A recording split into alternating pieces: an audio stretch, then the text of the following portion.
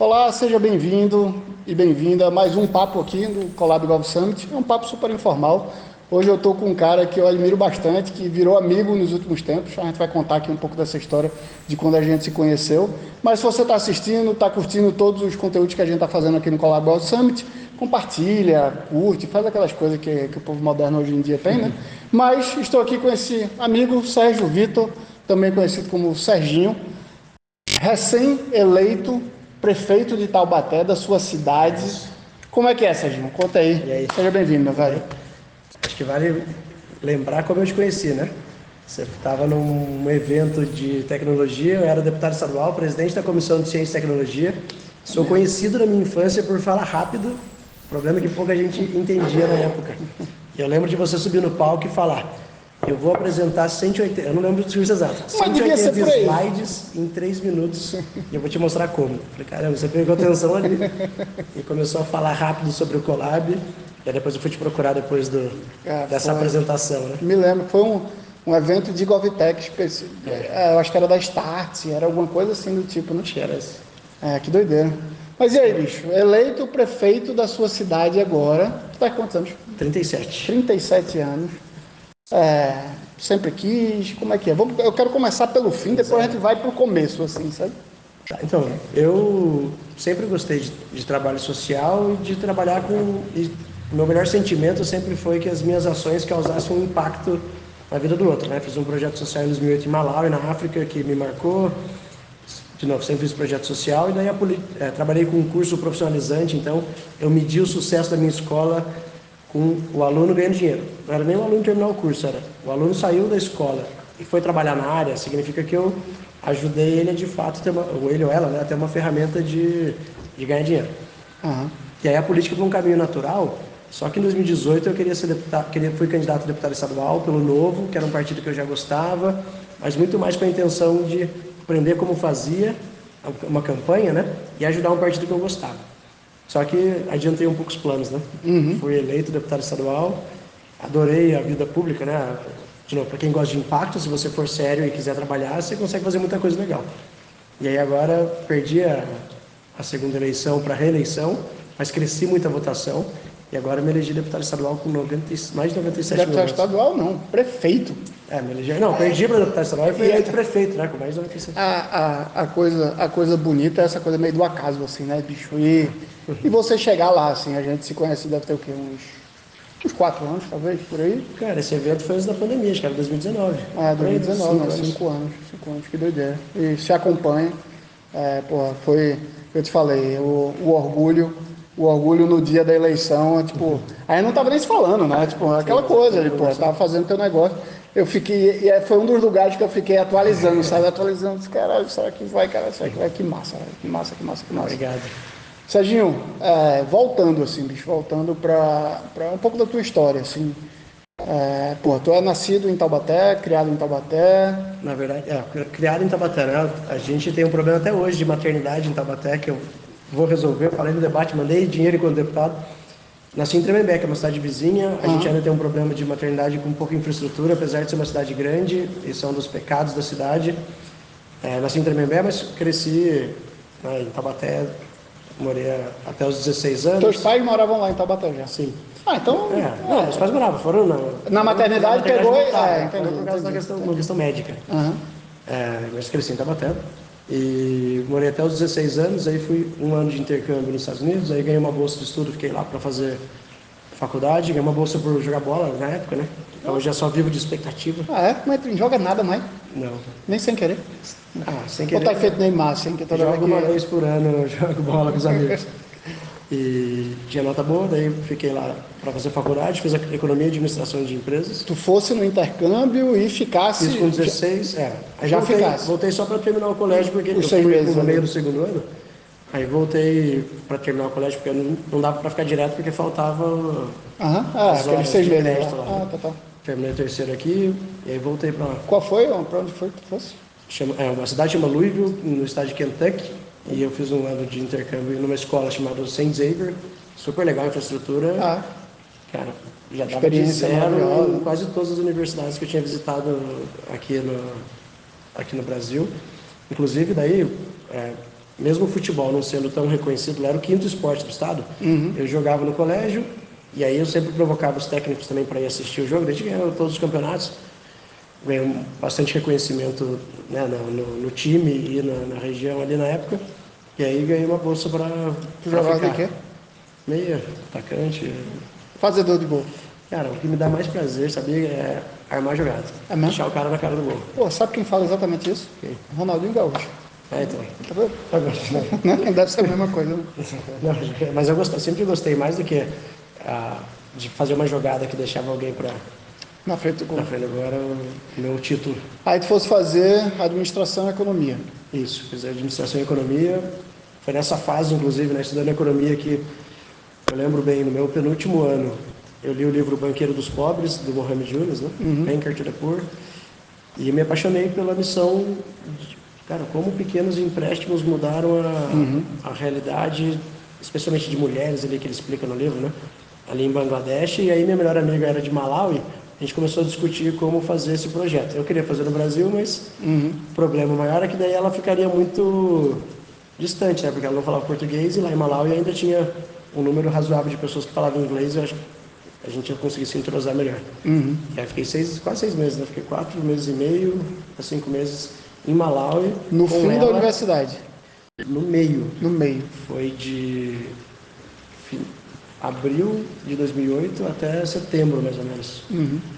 A gente fez que chamava de um estudo independente, né? E ganhava crédito extracurricular da faculdade também. A gente ficou lá em parceria com um grupo local, implantando microcrédito num vilarejo em Malawi, que foi uma experiência que mudou a minha vida também, e que eu falo, né? Eu não lembro, ali eu ainda fiz 21 anos lá, né? Eu não sabia muito bem o que eu queria fazer da vida, mas eu sabia muito bem o que eu queria sentir. Dali eu saí convicto de que eu ia escolher qualquer atividade que gerasse impacto de alguma maneira. Para quem te vê hoje, esse cara bonitinho, asseado assim, esse é aquele momento que tinha um Black Power ali, não tinha? Tinha barba desse tamanho, cabelo de diversos tipos ali. Massa demais, massa demais. Aí beleza, aí tu vai para Malawi, volta para a universidade, acaba o último curso, ano, né? e aí tu já volta direto pro Brasil? Não. Aí eu fiz um ano para terminar a faculdade, né? Aham. Só que lá, você deve conhecer bem, você consegue adiantar horas também, né? Eu consegui escolher 2 cursos ao mesmo tempo, porque você consegue compor... É um minor e um major ali? Né? Foi 2 major, porque administração e economia você consegue validar muita matéria igual, e as eletivas eu usei bem. E eu podia fazer de 12 a 21 horas de horas crédito, né? Aí eu fazia 21 em todos os semestres, mesmo jogando bola e trabalhando. Então eu consegui em 3 anos e meio terminar quase todas as matérias suficientes para me formar. E daí no último semestre eu fiquei trabalhando para levantar grana, né? Eu trabalhava numa consultoria em energia muito bacana até, meu estágio, né? Ficava ali, acho que mais de 40 horas, trabalhava na lanchonete da escola, que pagava melhor, pagava 15 reais por hora de garçom. Melhor do que a consultoria. Melhor que o estágio. Porque o estágio era uma experiência que o cara sabe que você vai ter uma experiência de trabalho, ele pagava menos do que o trabalho braçal. Completamente diferente aqui no Brasil, né? E trabalhava na biblioteca da escola, pagava melhor no horário de abrir e de fechar. Então eu pegava o horário de abertura e o horário de fechamento. E depois eu fiquei um tempo trabalhando, eu viajei um pouco, daí voltei para o Brasil em 2009, outubro de 2009. E aí entrei na escola profissionalizante. Peraí, aí tu entrasse já no negócio de escola? É uma escola que estava em São José dos Campos, que não estava indo tão bem, mas me apaixonei pela missão do negócio, que era muito parecida com o que eu fiz na África. Uma escola de cursos na área da beleza. Então, 90% dos alunos eram mulheres, e aí tinha formação de cabeleireiro, manicure, depiladora, massagem, depois veio o curso de barbearia. Então eu ajudava as pessoas a ter uma profissão, aumentar sua renda ou a montar seu negócio, né? E aí deu certo. De onde é que veio, tipo, empreendendo aqui, né? Porque tu diz que compra escola, de onde é que veio a ideia, a oportunidade? Ela surgiu, passou na frente e tu dissesse, é isso? Ou tu já tinha alguma... Eu tinha o Instituto Embeleze, que era a marca, né? Meu pai trabalhou muitos anos na Votorantim, e eu não lembro agora o cargo exato, né? Um dos diretores da Votorantim saíram para trabalhar com o Semenzato e ficou como CEO do Instituto. Então já tinha esse relacionamento. Meu pai trabalhava na Votorantim e muita gente começou a olhar para essa marca porque o dono, o CEO, começou a vender bem o peixe, né? E daí a gente estava olhando algumas unidades da região. Eu comecei em São José, que já estava funcionando. Comprei a escola e depois inaugurei em Jacareí em 2011. Em Jacareí, e aí depois cresci para Guarulhos com essa marca, e depois Bragança e Atibaia, junto com um sócio, que daí era a marca da faculdade, a Anhanguera, de ensino à distância, e a LFG, que era curso para concurso público, pós-graduação na área jurídica. Para quem é advogado vai lembrar, né? É uma marca do Luiz Flávio Gomes, foi até pioneiro na questão de ensino à distância. Acho que ele era professor do Damásio. Eu quero levar tudo isso que a gente ensina para o EAD. Foi visionário. A gente tem pessoas aqui que foram ministros, o alto escalão do meio jurídico. Eu quero que essas pessoas consigam falar com mais gente. Aí ele abriu uma escola online.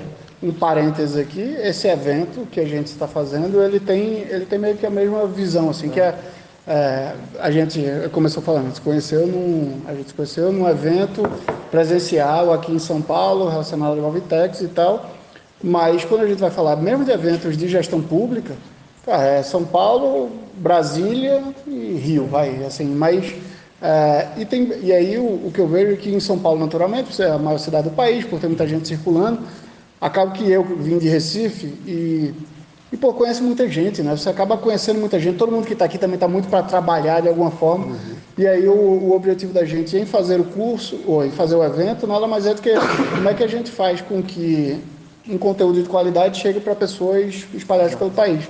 Em 2018, quando a gente fez a primeira edição, cara, eu não me esqueço nunca, assim, tem até na apresentação do evento, uma das fotos que mais me pegou, a gente, sei lá, durante o evento, eu disse, quem estiver assistindo, manda foto aí e tal, e aí me manda um cara, sei lá, secretário de uma prefeitura no interior do Amazonas, tem uma rede, tem uma televisão, ele com a tapioca, um suco de não sei o quê.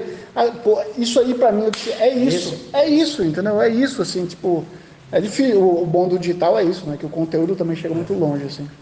E aí eu entrei na rede, ela começou a crescer, eu não lembro o ano, 2008, 2009, e eu entrei em 2012. Aí depois a própria faculdade de Anhanguera compra a LFG, porque daí ela já de uma hora para outra já compra a maior rede de ensino à distância e abre os polos de faculdade da Anhanguera dentro junto com a LFG, onde já existia, né? Era mais de 400 unidades. Legal demais, né? Você fazer conteúdo de qualidade chegar para todo mundo de forma acessível. Né? Aí quantas escolas tu chegasse a ter? Tu tem esses números, assim, sei lá, pessoas impactadas, alunos que conseguiram alguma coisa? Depois eu não tenho o número exato, tipo, de quantos alunos montaram o negócio, isso aí já era mais difícil de gerir, né? Mas a gente formou mais de 10 mil pessoas, se somar todas as escolas, é um número muito legal, que era o impacto que eu queria. Eu cheguei a ter 5 escolas em São José, Jacareí, Guarulhos, Bragança e Atibaia, mas as de Bragança e Atibaia, como era a distância, a gente atendia toda a região Bragantina, então eu pegava 6 cidades ali.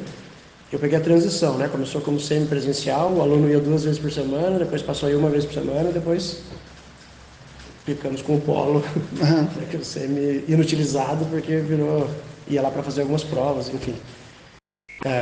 Então, muito legal, né? Eu fiquei de 2009 até 2017. Em 2016 e 2017 tive boas oportunidades de venda das escolas. E aí depois eu viro a chavinha, né? Em 2017, foi acho que o melhor ano da minha vida pessoal, né? Vendi minha última escola, vendi bem. Nasce minha filha, minha primeira filha, Júlia. E eu volto a morar em Taubaté, redesenhando minha vida profissional, quando em 2018 eu decido ser candidato. Que decisão é essa, assim? Tipo, de onde é que ela vem? O que é que acontece ali naquele momento? Putz, Gustavo, não nasce do nada, né? Essa minha vontade de impactar nasce também de uma indignação de ver pessoas que precisam de oportunidade, e eu sabendo que eu sempre tive boas oportunidades, eu poder contribuir. Eu comecei a participar da política ali naquelas manifestações anticorrupção, junto com a Lava Jato na época, né? Foram vários grupos diferentes que eu entendi que começaram a participar. Então eu saí de ter algeriza a política. Eu lembro de ter tido experiências ruins, por exemplo, muitos candidatos queriam entrar nas escolas para falar com os alunos, porque a gente tinha muito aluno. Então pedia de uma maneira completamente indecente, vários, né? Não todos, obviamente, de querer me oferecer alguma coisa para eu endossá-lo ou endossá-la para os meus alunos e tentar direcionar voto. Eu me distanciei muito, eu sempre achei que, né, aquele problema, né, de todo político é bandido, e comecei a querer participar de manifestação. E aí vai nascendo uma vontade de, poxa, mas e se eu, ao invés de só reclamar, eu começar Começar a a atuar. tentar oferecer alguma coisa que eu acho que eu sei fazer bem. Eu lembro, em 2016 eu ainda morava em São José, daí a gente criou um grupo chamado Reinventando São José, inspirado numa iniciativa do Rio de Janeiro. A Uhum. ideia era, vamos pegar os problemas e vamos tentar desenhar algumas soluções de boas práticas, vamos estudar alguma cidade que fez bem. Uhum.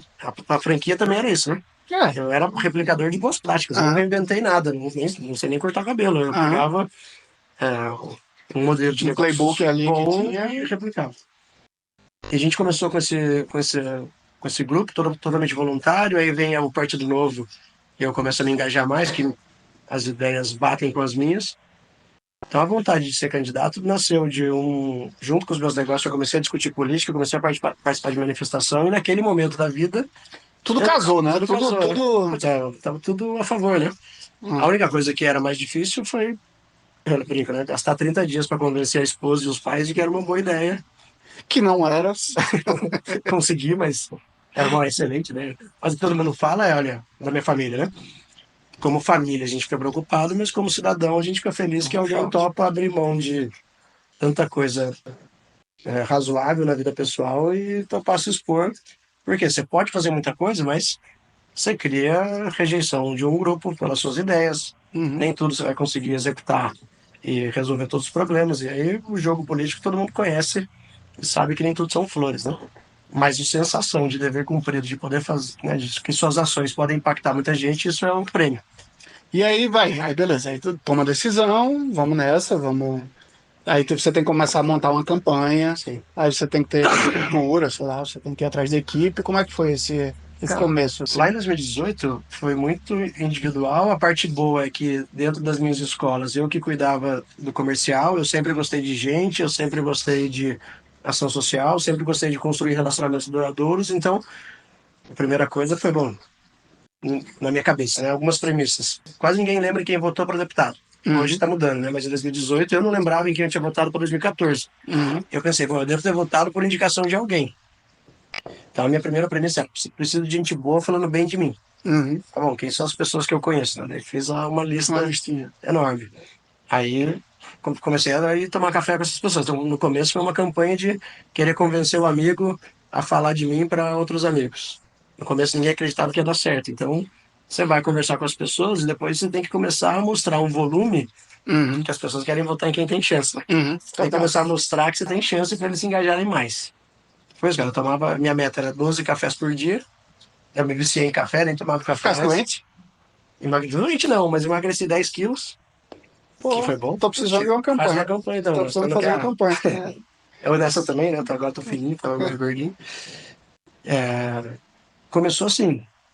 E eu lembro, cara, quase todo mundo foi voluntário. Aí a agência que tomou conta das minhas redes fez um preço de amigo e eram amigos do colégio e ajudaram a cuidar da rede social. Uhum, O videomaker que caminhou comigo foi voluntário até certo ponto, depois eu consegui remunerá-lo por 40 dias, mas fez um preço de amigo, porque ele também, assim como eu, estava com mais tempo disponível. uhum, E depois a gente remunerou pouca gente. Minha campanha custou 37 mil reais no total. E foi a campanha mais barata do Novo do Brasil em 2018, se eu não me engano. E uma das mais baratas da Assembleia também, se não a mais barata. ah, Então foi muito provavelmente, né? voluntário. E foi muito parecido com agora, né? Uhum, Foi muito mais cara de agora, mas foi a mais barata do pleito disparado. O voto mais barato, a campanha mais barata, agora em 2024 para a Prefeitura de Taubaté. uhum. Ou seja, Mas é aí um beleza. desenho comercial, né? Aham. Como é que eu vou vender o meu produto e como é que eu vou fazer que essas pessoas vendam para mais gente? Aí tu entra na Assembleia e, e primeiro qual é a grande. Vai, tu é um cara que tu não viesse da política, tu contasse um pouco da tua história aqui, até que tu entra na política, se elege, Uhum. provavelmente não tinha nem noção se ia se eleger ou não, porque essa Não, só. campanha, né, feito, você descobre mesmo só no dia da eleição, né? Eu descobri e falei, ferrou, não tinha combinado cargos com ninguém, não Aham. tinha equipe montada. Aí eu, legal, agora vou montar meu time. E aí tu entra na Lesp, porra, festa legal. O que é que tu, quando entra lá, vê, e beleza, com uma ótima intenção, e o que é que tu se depara de complexo, assim, de difícil do que tu não imaginava?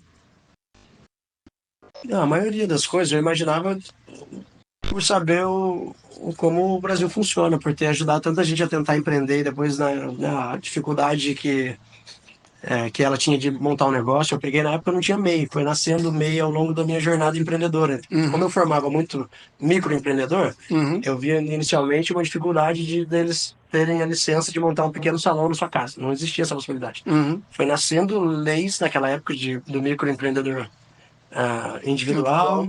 Depois, em algumas cidades, nasceram a lei da permissão de negócio pequeno ser feito em casa, né? Não tinha Uhum. essa diferença de endereço comercial e residencial.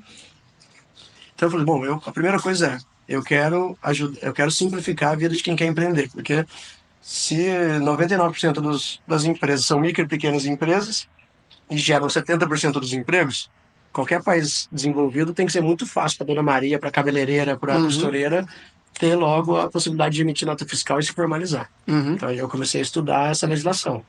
Eu sabia que era difícil mudar uma lei. Uhum. Aí eu fui entender o como fazia, né? Isso eu não Uhum. sabia, mas já sabia que demorava. E o outro lado era, bom, se uma pessoa, eu vivia isso na prática, né? Tanto na Anhanguera quanto na Embeleze.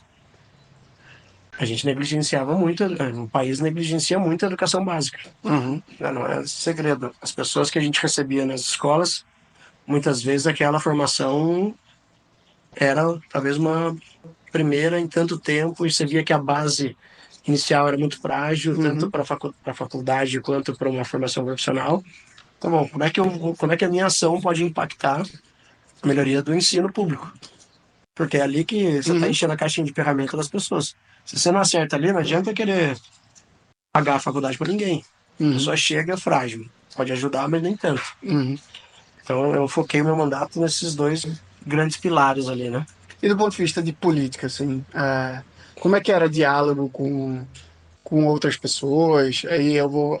A pergunta vem, inclusive, aqui no Colab Summit, a gente está conversando com um monte de gente. Uhum. E eu conversei recentemente com Marina Elô, que é uma deputada estadual. Amiga, inclusive. E eu acho que isso pega muito, assim, sabe, Serginho? Porque, se a gente fosse colocar na régua da polarização ideológica, não sei o que, vocês estariam em lugares opostos, não opostos, mas sei lá. É, Distantes na regra, né? distantes na régua, mas claramente, tipo, existe uma admiração mútua, existe um. E eu acho que é aí, né? Existe um diálogo, que é onde está a política. A política está aí, no fim das contas, né? Pensa assim, eu sou comerciante. A gente chegou a ter mais de 10 mil alunos. Tinha algumas coisas que eram importantes para mim. Por exemplo, eu queria conversar, em algum determinado momento não consegui com todos, obviamente, mas eu queria conversar com a maioria dos alunos que estavam cancelando o curso. Uhum. Porque eu sempre achei que o cliente está doido para falar para você o que você faz bem e o que você faz mal, né? Uhum. Então eu olhava lá as pesquisas de satisfação e eu queria conversar com o aluno que estava cancelando porque eu queria saber o motivo.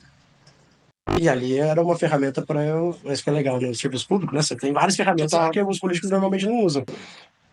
Mas eu queria ouvir o porquê. E aí eu tinha que mediar, normalmente alguém querendo sair e eu querendo que ele ficasse, né?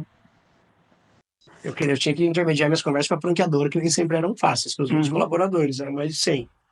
Então a minha postura na casa é, bom, se eu tô aqui para trabalhar e não para ficar apontando o erro dos outros, eu preciso encontrar tudo que eu concordo com todos aqui. Uhum. E aí, quando você começa a ver, você olha que a maior parte das coisas, a regra é uma coisa, mas na hora que você vai discutir projeto, você concorda com a maioria. Então, eu Aham. sempre Aham. focava, olha, a gente precisa brigar com isso agora? Podemos brigar com isso depois? Uhum. Uhum. Vamos andar até onde a gente concorda, né? Então, por exemplo, eu fui presidente da Comissão de Ciência, Tecnologia e Inovação, era a pasta que eu briguei desde o começo. Eu fui 4 anos do meu primeiro mandato presidente da comissão. Uhum. Tinha gente do PT ali, que é, se for no espectro, é mais Uhum. oposto a ele. Aí eu falei, bom, eu sou o presidente. Para eu trazer as minhas pautas, para eu trazer as pautas das pessoas que eu concordo mais, eu vou ter que trazer a delas também para a gente criar pelo menos um bom convívio. E essas Claro. pessoas também foram eleitas, obviamente, tá? Elas têm É isso. Representa legitimidade, parte do povo. É exato. isso. Então foi lá, o que que vocês querem discutir aqui, o que que vocês querem discutir? Olha, a gente pauta, mas também tem que pautar isso. Eu sempre fui um perfil mediador, Uhum. que para alguns momentos políticos isso é muito bom, para outros, para Pronto. eleitor, nem tanto, né? Uhum. Então isso, com a Marina virou amiga porque daí também, ela também tem o mesmo perfil, né? Uhum. Uhum. E as brigas mais legais que a gente teve na Assembleia, a briga de projeto, tinha muita gente diferente brigando pela mesma. Por exemplo, a simplificação da legislação de produção artesanal de alimentos de origem animal, que é basicamente queijo, mel e charcutaria, Uhum. que é, né, aquela linguiça artesanal e tal. Era uma lei muito burocrática, cara. Ninguém, não é possível que alguém, quer dizer, tem os mais sanitaristas, mas a maior parte da população compra o queijo artesanal, sem selo, Uhum, come, dá de presente para a mãe. uhum, Só que para a legislação atual, isso é clandestino, isso é contra a regra. Quantas vezes a gente viu produtor do interior indo para a França ganhar uhum. selo de melhor queijo do mundo E e o cara, voltar na mochila como clandestino, porque se a vigilância pegar, joga fora a produção. Cara, a gente queria aproximar, né? Tinha eu do Novo, não lembro agora, mas tinha alguém do PL, tinha um cara do PT e a Marina da Rede. Todo mundo brigando junto para mudar essa legislação. eu sou suspeito para falar, porque da minha terra, queijo coalho é o que mais. É, E assim, e queijo coalho bom não é industrializado. Queijo coalho bom, ele é artesanal. É isso. Que tem a dificuldade que cada dia você vai comprar de um jeito diferente, né? então, mas aí é um exemplo que eu sempre dava, né? O requeijão de prato. Depois eu te trago um que é ali da nossa região de São Luís do Paraitinga e Lagoinha. Enquanto eu não estou dieta, por favor. Boa. Você chega na prefeitura dessas cidades, normalmente quando tem um cafezinho montado, tem lá o requeijão de prato. Uhum. Ele é patrimônio cultural, histórico, gastronômico, no nome termo exato, dessas cidades. Só que pela lei ele é clandestino. Então você chega, ele é patrimônio, Meu Deus. você chega na prefeitura, tem ali servindo, e ele é contra a lei. Vai, para, a gente tem que adequar a lei, Uhum. a gente tem que adequar a lei à realidade e não ao contrário, né? Não tem que ficar, sei lá, você coloca uma régua da Suécia e esquece que não faz sentido, enfim. Essa era uma briga boa, né? Outro exemplo, as barraquinhas de beira de estrada. Você viaja Uhum. muito aqui em São Paulo? Uhum. Quando você vai para Campos do Jordão, tem lá a barraca da Tônia, que a gente vai apelidou a lei da Tônia, mas tem várias barraquinhas ali que você compra queijo artesanal, clandestino, que você compra Uhum. doce, que você toma um café, virou um ponto turístico, muitos deles. Ou quando você vai para Ubatuba também, que daí você tem vários ali. Tinha uma lei dos anos 70 que dizia que essas barraquinhas só podiam vender fruta e verdura, basicamente. Uhum. Então, hoje, em 2019, quando eu entrei, a Tônia me procurou falando: Sérgio, estou recebendo fiscalização de diversas entidades, diversos entes ali, porque eu estou contra a regra. A gente foi estudar, foi ver que era uma lei antiga, Que não faz o menor sentido. e aí você Ou está. podia até fazer sentido na Não, época, na sei lá época, por sabe o que quê. aconteceu? Ah. Provavelmente um deputado bem intencionado foi atender algum produtor rural da, Uhum. da beira da estrada e Uhum. pediu autorização para vender. Aí ele E fez daí para ele aquilo. colocou: é autorizado vender fruta e verdura. Só que esses ambientes foram se moldando. Que tal? E aí, basicamente, a nossa lei só permitiu vender tudo legal, né? Uhum. Menos bebida alcoólica, por uma regra de ser em beira de estrada. E a gente ajudou mais de 5.500 comerciantes de beira de estrada por causa de uma lei dos anos 70. E aí, óbvio, foi aprovado por unanimidade. Por quê? Porque quem que vai ser contra um negócio desse? Pô, qual motivo? É muito doido. Mas desculpa te cortar. Vai, Assim, que nada. aí eu lembro muito bem de uma conversa que quem quer ser contra? O DR era contra, que é o Uhum. Departamento de Estrada e Rodagens. Mas falou assim: olha, a nossa lei não altera a autorização de vocês prévia de onde essa barraca deve se instalar. Uhum. Porque a preocupação do DR era: não, daqui a pouco chega alguém, vai lá e se instala numa curva perigosa. Não, mas não. Eles vão ter que Isso vai autorizar o continuar tendo. local. Vocês Aham. vão ter que falar onde pode, porque ninguém quer acidente de trânsito. Aham, É naturalmente. isso. Só que eles fizeram um parecer contrário. E aí eu fui conversar com o vice-governador, que eu acho que ele estava como governador na época, o Rodrigo Garcia, Aham. e ele falou: Sérgio, mas o DR é contra. Eu falei: olha com carinho o porquê. Expliquei Aham. que eles ainda teriam, né? A gente não está mudando o como ele vai se instalar. Uhum. Mas eu falei: Rodrigo, você é do interior. Eu tenho certeza absoluta que você vai de carro, volta embora? Vai. Eu tenho certeza que você já parou, E já comprou já alguma comprou. coisa. Cara, quer saber, quer dizer então que aqueles, eu não lembro, só, suco de milho que eu tomo em Jales é contra a lei? Eu falei: cara, você é o governador do estado parando num lugar que todo mundo para, mas que Aham. não é reconhecido pela lei, então é isso que a gente tem que adequar. Aham. Aí ele conversou com o DR, explicou direitinho a parte técnica, né, e aprovaram e sancionaram a lei. E É isso. a beleza da política é essa, né, É bicho? isso. Eu É era você ver. oposição, né, não Aham. era da base do governo, mas fui lá explicar e deu certo. Eu acho massa. E eu vejo muito isso, assim, a beleza da política de. E eu me lembro quando, agora recentemente nas eleições, eu conheço Marina Bragante, que era candidata a vereadora pela rede, inclusive muito ligada a Uhum. Marina Elô. E, é, e aí um dia eu fui lá no comitê dela E no outro dia eu fui bater um papo com o Cris Monteiro, é, que é vereadora pelo Novo aqui em São Paulo também. Então, vamos lá, uma pela rede, outra pelo Novo. E aí eu me lembro conversei a mesma coisa com as duas, assim, e ainda coloquei isso em rede social, assim, meio que público, de que, cara, essas duas pessoas provavelmente, se eleitas, vão dialogar muito mais porque são duas pessoas sérias, são duas pessoas que escutam, não, são duas pessoas que estão na política por um propósito maior do que, sei lá, O compromisso continua sendo com o paulistano, no caso delas, né? pois é, e aí, tipo, dito e feito, assim, as duas eleitas, e eu espero, e com certeza serão do diálogo, assim, eu acho que essa é a beleza da política, assim.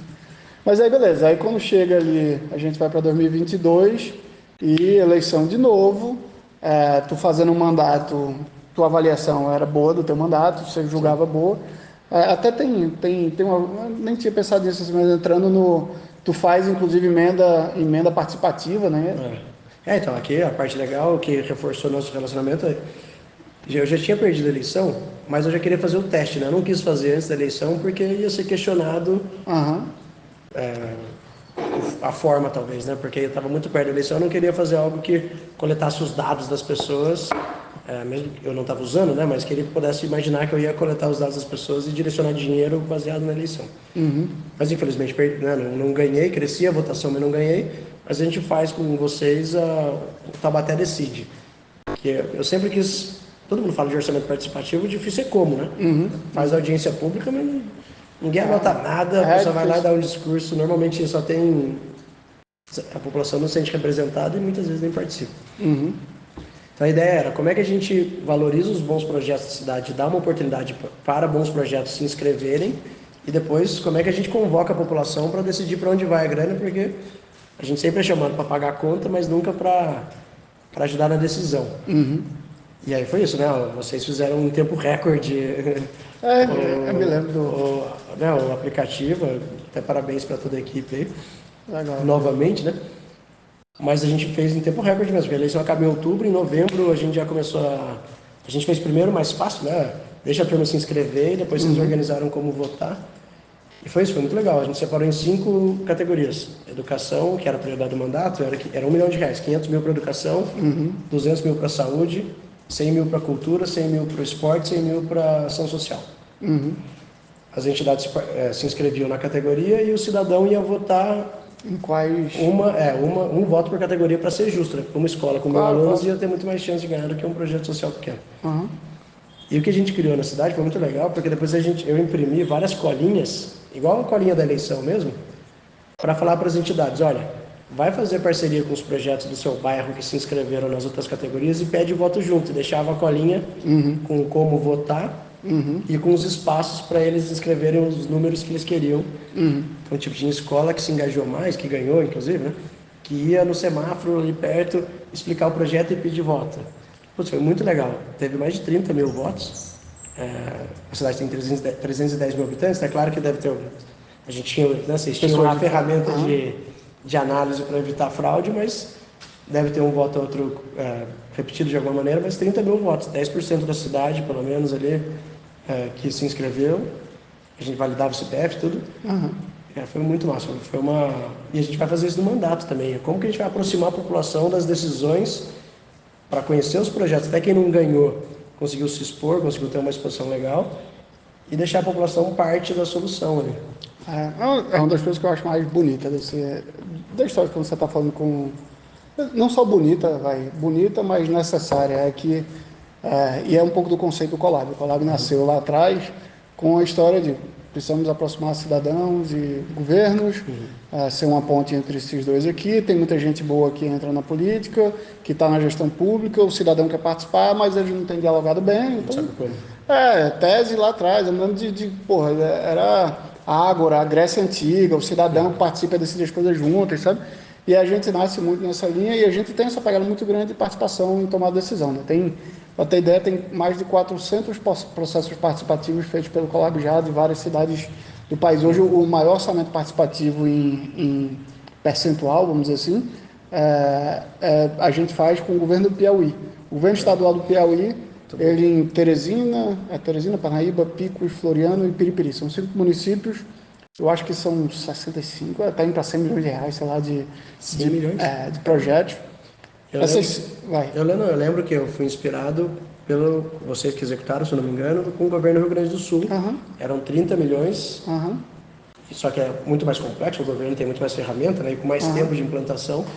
Mas eu lembro, nossa, olha que legal, se a população pode dar uma ideia, se ela for validada, ela vai ter financiamento, porque, de novo, agora, né, faz uma semana que eu ganhei eleição, 2 semanas quase, o tanto que eu de indicação de projeto, todo mundo tem um projetinho para passar para... Só que daí você tem que ter o como e também ter alguma forma de responder se isso é viável ou não, porque às vezes você olha, a intenção é boa, mas a operação... A minha tese é essa, inclusive, é que a gente, enquanto sociedade, a gente contrata pessoas que estão dentro do governo, que são técnicos que vão dar ali a viabilidade ou não nisso. E essa, para mim, é um pouco da beleza da história de você trazer o cidadão para participar de novo, é que, pô, né, não elegemos Sérgio agora, não é que a gente deu o cheque em branco a Sérgio por 4 anos. E eu acho que essa é a visão dos dois lados. Tanto o cidadão quer participar mais de um lado, quanto o Sérgio quer errar menos. Sim. Acabou de se eleger, ele quer... E aí, assim, vou aqui fazer projeto A, projeto B, deixa as pessoas me ajudarem aqui. Mas cabe a você, que é o técnico responsável colocado naquele lugar, você e a equipe, óbvio, da prefeitura inteira, para dizer, ó, isso é viável, isso aqui não é viável. Né? E não só para dividir a decisão e ser mais assertivo, errar menos. Eu falei, a minha campanha, as duas, inclusive essa também, as duas que eu ganhei, né, foi as que eu tive mais, não sei se é habilidade, competência, mas também que o ambiente ajudou, que mais pessoas se engajaram. Então, as pessoas que sempre ajudaram em 2018, né, e assim vai ser agora, em 2024, as pessoas que ajudaram, às vezes a gente abria um evento de prestação de contas, como teve a pandemia no meio, muitas vezes era online, cara, às vezes tinha 300 pessoas numa noite, meia hora, para a gente fazer prestação de contas do que eu fiz, do que eu votei. Nada trivial isso, a gente sabe. E aí eu lembro que foi uma marca, até me deu um alto nível de confiança de que eu seria reeleito também, mas eu fiz um evento de prestação de contas em 1000 dias, no Parque Tecnológico de São José. Eu ia fazer em Taubaté, mas não tinha um espaço. Eu estava confiante que a gente ia colocar 600 pessoas lá dentro. Era uma segunda-feira chuvosa, o espaço, para quem conhece lá a região, o Parque Tecnológico é na beira da Dutra, então em São José não é tão simples de chegar. A gente colocou 537 pessoas para discutir não, né? Para apresentar... Devolver o mandato. O que eu fiz durante 1000 dias de mandato. E a gente fez uma feirinha com o produtor, com todo mundo que a gente impactou. Foi legal que daí a gente fez, ali tem um espaço de exposição, a gente conseguiu convidar várias pessoas que foram impactadas no mandato, né? Então tinha time de robótica de escola pública, tinha 4 times que a gente sempre mandou recurso. Escola pública, que recebeu recurso, montou um time de robótica, ou já tinha o time, a gente potencializou, que participa de competição internacional, fazendo a apresentação dos robôs, dos produtores de queijo, o requeijão de prata, alguns artesãos que a gente ajudou ao longo da jornada. Enfim, muita gente boa ali fazendo a apresentação do seu projeto. Depois a gente fez o evento e, cara, espetacular. Então, eu sempre gostei disso. É a melhor forma de, como eu falei, né? Na escola, eu queria ouvir meu cliente. Por que você está gostando ou por que você está saindo? E como político, o que você precisa? O que você espera? Agora que eu estou sentado numa cadeira que eu tenho ferramentas, me fala qual que é a dor para eu tentar resolver. Por isso que a gente entrou de cabeça também no projeto de lei que hoje está regulamentado no estado de São Paulo, foi regulamentado pelo governador Tarcísio, que é cannabis medicinal no SUS. A gente está ouvindo as dores de muitas mães, e a gente conseguiu, junto com deputados de diversos espectros políticos também, a autoria era do Caio, eu entrei como do Caio França, do PSB, eu entrei como coautor com outros deputados, Marina Elô também, inclusive. Cara, a gente tem que ouvir, se você distanciar. O meu discurso, inclusive, em Taubaté hoje, que acho que ajudou a ganhar a eleição, foi: a gente vai devolver Taubaté aos taubatianos. A política está muito distante dos taubatianos, o sentimento de que a gente só está aqui para pagar a conta, e a turma se encontra na sala fechada, negocia tudo, fecha a porta, quando abre só sobra o boleto. Então, a minha missão é aproximar, independente de quem votou em mim ou não agora, é aproximar e tomar a decisão mais assertiva para virar a chavinha da cidade. Os países desenvolvidos, cara, têm um alto nível de engajamento do cidadão, né? Total. É impossível ser o inverso, né? Eu vou aproveitar o momento para Isso aqui é um bate-papo como se fosse um podcast, né? E tu sabe que podcast, eu, não sei se, eu sou um consumidor grande de podcast, e aí sempre tem um patrocinador. O patrocinador aí normalmente é Camisa Insider, sabe? Tipo, porra, eu tô, inclusive, Insider, se quiser patrocinar a gente aqui, patrocina a gente. Eu só uso camisa preta, bicho, então não custa nada. Mas o patrocinador da gente nada mais é do que o próprio Collab, obviamente, só tem um Collab. E aí, duas coisas aqui que eu trouxe para tu. Isso aqui é um livro chamado Cidades Sustentáveis, na verdade, é um livro que a gente faz junto com o ONU Habitat, que é a parte da ONU relacionada às cidades sustentáveis no ODS 11. É uma consulta pública nacional que a gente faz desde 2018. Isso aqui consulta cerca de 10 mil pessoas todos os anos, a gente acabou de rodar mais uma vez. A gente lançou esse livro aqui na Assembleia Geral do ONU Habitat em 2019, inclusive, eu acho. Lá em Nairobi, aqui é a secretária-geral do ONU Habitat que faz o prefácio. Aí tem aqui esse cara bonito aqui que sou eu, fazendo uma outra parte. Antiga, hein, que essa foto desde que eu conheci você. Pois é, bicho. Mas enfim, essa é de 2018. E aqui, cara, tem um monte de dados sobre visão das pessoas sobre a cidade. Eu acho que serve de alguma forma como inspiração, assim, para esse teu novo, essa tua nova desafio aí na frente. E aqui ainda tem no fim um último capítulo que é sobre o triângulo da gestão pública colaborativa, que é uma metodologia da gente de gestão pública com base em gestão e serviços eficientes, participação social em tomada de decisão e engajamento em prol de cidadania. É um triângulo que a gente se baseou. Eu tive a oportunidade de ir para um curso na Universidade de Harvard, lá na Kennedy School, com o professor Mark Moore, que é um cara que é o cara da teoria de valor público. Ele tem um livro, inclusive, bem legal, chamado Criando Valor Público, e ele tem uma teoria do triângulo estratégico. A gente se baseou um pouco nisso e trouxe para aí. Esse é um presentinho para você. Vai sair daqui a pouco uma nova edição, junto com o Conselho de Arquitetura e Urbanismo, também no Brasil. Bem legal, assim. E a outra é isso aqui. Isso aqui é um livretozinho para você começar a anotar tudo que você tem aí de desafio pela frente. Aqui tem uma frase que é: a ponte não é de concreto, não é de ferro, não é de cimento. A ponte é até onde vai o meu pensamento. É um pedaço de um trecho de uma música de Lenine, chamada Ponte. E aí você tem aí para escrever: a ponte é isso, a gente precisa fazer mais pontes na política. E aí a missão do Collab é a ponte entre cidadão e governo. E presente para você anotar. Aí eu vou entrando para um lado assim, Serginho, que é, beleza, tu vai, a gente esse conteúdo aqui está indo ao ar ainda no final de 2024, mas depois fica na internet para a vida inteira, e tu vai começar um mandato de prefeito na cidade. Hoje, quando tu está aí pensando na cidade, tu passasse por uma eleição que tu com certeza ouvisse muita gente, muito problema, muita necessidade. Por onde tu quer começar? O que é que tu tem olhado assim? Por onde, pela tua própria experiência com política, como é que você tem que começar essa história, sabe? Cara, a cidade tem muitos desafios em diversas áreas. Apesar de uma cidade de médio porte, com bastante orçamento, a gente está com uma dívida muito grande. A política custou caro esses últimos anos, tanto em gerir mal o recurso e também quando você tem muito cargo político, muita indicação política, muito loteamento das áreas, os bons servidores ficam massacrados no caminho. Né? Então tem vários desafios. A população descrente, né? Então a nossa campanha, se você olhar lá até os comentários, a gente fez um post hoje, as pessoas continuam falando, você me dá esperança de que Taubaté vai virar chavinha. E aí a gente tem visto os nossos vizinhos também prosperarem e a gente meio não, parado no tempo faz tempo. Né? Um posto de fiscalização, foi esse? Isso. Eu vi. A gente, por exemplo, participação das pessoas, né? A gente mandava as emendas parlamentares e destinava um grupo de voluntários para fiscalizar a emenda, para acompanhar a medição, para acompanhar se o dinheiro foi bem empregado. Quando não era, a gente, na medição, brigava para não pagar mais do que foi executado. Toda a obra sobrou dinheiro, cara, inacreditável. Nossa. Então, as pessoas também se sentiam parte daquela melhoria. Né? Porque muitas vezes até a emenda foi solicitada por um grupo de pessoas na cidade, dizendo que era importante, a gente mandava a emenda e depois eles fiscalizavam. Então, vamos lá. Alguns desafios, né? Resgatar os bons servidores, resgatar a autoestima e a motivação deles. Isso a gente está fazendo. O primeiro secretário indicado é servidor de carreira, 18 anos, secretário de administração. Em breve vamos anunciar mais e tem mais servidores também. Uhum. O segundo é manter o engajamento da população, sabendo e alinhando a expectativa, né? Sabendo que a cidade tem grandes desafios mas que eles vão participar para a gente conseguir resolver mais rápido. Uhum. O terceiro aí entra para serviços mais básicos a gente discutiu muito na campanha e que é inacreditável que está batendo um resolver ainda. Então, zerar a fila na creche de maneira adequada, zerar as filas.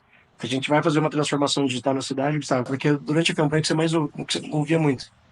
Eu dei entrada lá, tô há 3 anos esperando tal coisa. Eu falava, olha, se você tá há tanto tempo, provavelmente você nem tá na fila mais. Ah, Aí ela foi lá consultar e muitas vezes ela realmente não estava já mais não na fila. existia mais.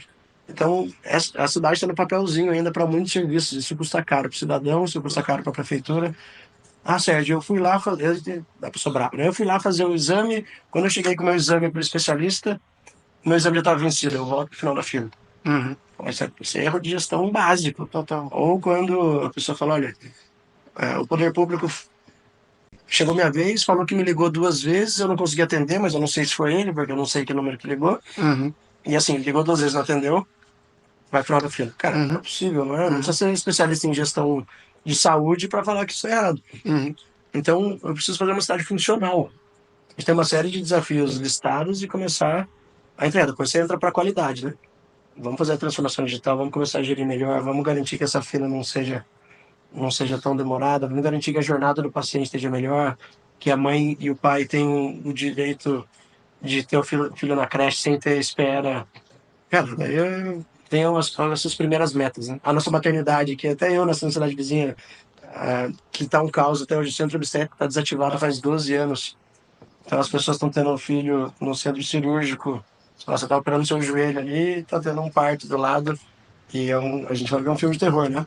A mãe sai da maternidade carregada por uma enfermeira por quase 200 metros dentro do hospital para sair da aula de maternidade para chegar no centro cirúrgico.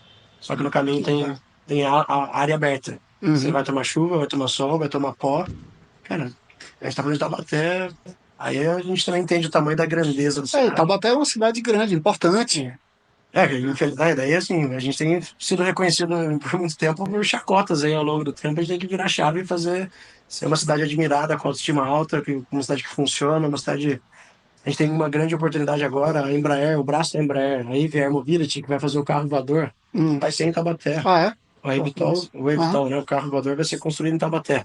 Aí eu quero aproveitar todo o ecossistema de inovação que isso pode trazer os fornecedores, trazer todo mundo que participa dessa cadeia para a cidade. Aí tem que formar gente boa, né? Vai ter que ter multa de trânsito voando. Isso. Então, a cidade, isso é uma coisa que a gente tem que resolver também. Sei não, né? A quantidade de radares da cidade, tem radar vigiando radar, que a turma reclama. Então vai ter que ter radar. Eu Voando. não vou colocar radar no ar, mas o carro vai ser produzido ali. Legal. Enfim, então, eu falei de vários itens, né? Mas você vê que estão coisas básicas que a gente tem que resolver logo, porque não é Uhum. mais aceitável terminar um mandato e da forma que a gente se elegeu também, sem conseguir corrigir Uhum. esses grandes desafios que quase todo mundo ao redor já resolveu. E eu acho que o que é legal é que o que te traz até aqui tem um componente, e que a eleição é muito importante, tem um componente de engajamento das pessoas muito grande, né? Tipo, tu fosse eleito 2 vezes apesar de, assim, no certo acaso, assim. Eu acho que até viagem maluca da cabeça, assim, mas tu é eleito, aí não é reeleito deputado e é eleito prefeito. E as duas eleições, elas são desse engajamento Muito da parecido. vontade de mudança da coisa por aí, né? De novo, voto também. Eu não mudo o meu perfil baseado na eleição. Então, tem Uhum, eleições que o produto bate com a demanda, tem eleições que não, né? Todo mundo dá esse exemplo do Churchill, né? uhum, Que perdeu uma eleição, mas para a guerra o cara. ele era o cara. Então, eu sou, acho que, de reconstrução, eu gosto de trabalho. O meu perfil, mesmo já tendo sido deputado, ainda refletia uma sensação de mudança, de renovação, de esperança, mesmo já tendo tido experiência. A cidade passou por momentos ruins, então a experiência também era necessária, né? Não Uhum, estou chegando agora, já uhum, fui deputado, já corri e aprendi com muitas cidades coisas boas, boas práticas e coisas ruins, porque que alguns não resolveram, e Taubaté, infelizmente, até aqui tem sido um celeiro de práticas ruins em diversas áreas, tanto é que não resolveu os serviços básicos, agora é hora de mudar a chave da cidade. Uhum. É, o que eu acho que tu tem uma pegada que é essa pegada empreendedora, de tu tava no legislativo, agora no executivo, eu acho que tem até mais teu perfil, Tá? o executivo, do que o legislativo. Agora tu vai suar, né? Quando eu falei, né, quando eu fui candidato a deputado, era muito mais para aprender. A minha vontade, eu sempre tenho perfil de execução. Então, Uhum. se você me perguntasse lá atrás, quando eu decidi entrar para a política, qual que era o cargo dos sonhos, naquela época, eu quero ser prefeito da Taubaté. É Então, mesmo. Massa. alcancei uma Parabéns. meta Primeiro, parabéns. importante. Não Obrigado. acabou não, mas parabéns, assim, que eu acho isso muito massa. Eu tenho orgulho da polícia, assim. Acho que a gente precisa de muita gente, não desse teu perfil, tem vários perfis possíveis, né? Uhum. Mas o teu perfil, eu acho que Esse compromisso, né?